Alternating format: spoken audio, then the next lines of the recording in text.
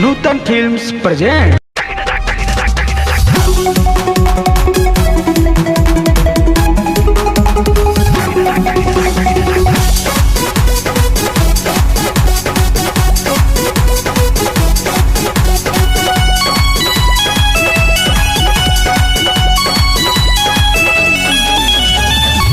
लइका एगो बिगड़ल बाटे राह लेता छेको हछु देन मार देता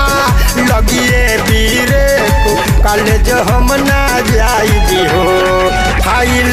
देले बानी फे कॉलेज हम ना जाई हो फाइल देले बानी फे कॉलेज हम ना जाई हो।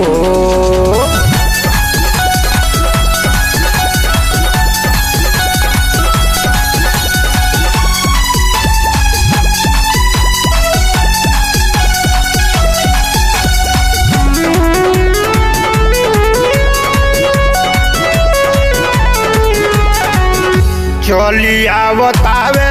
बेरा होते ई स्कूल के तनिको डेरा तो नइखे बात करे खुल के चली आवतावे बेरा होते ई स्कूल के तनिको डेरा तो नइखे बात करे खुल के कहता कि गाल गोरी लागे तोहर के को मीठबा कि ना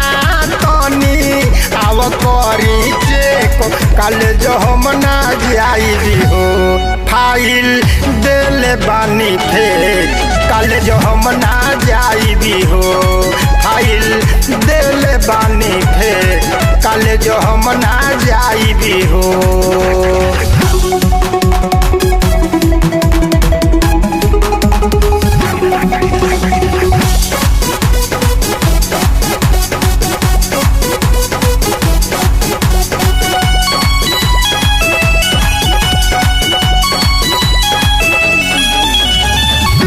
ना जाने कहाँ के हलू चाइला फांगा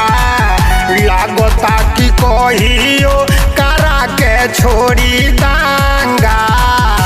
करा के छोड़ी दांगा ना जाने कहाँ के हलू चाइला फांगा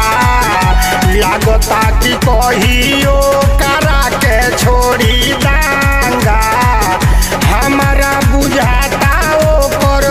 माथा बाटे क्रेक बात ना ओराला जैसे हवे कवनो डेको कॉलेज हम ना जाई हो फाइल देले बानी फेक कॉलेज हम ना जाई हो फाइल देले बानी फेक कॉलेज हम ना जाई हो।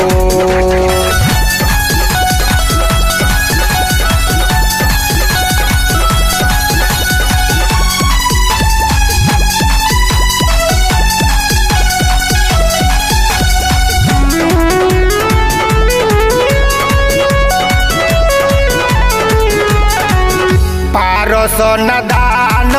करा के समझाई दो नहीं तो अच्छे तनी ढंग से ठेठाई दो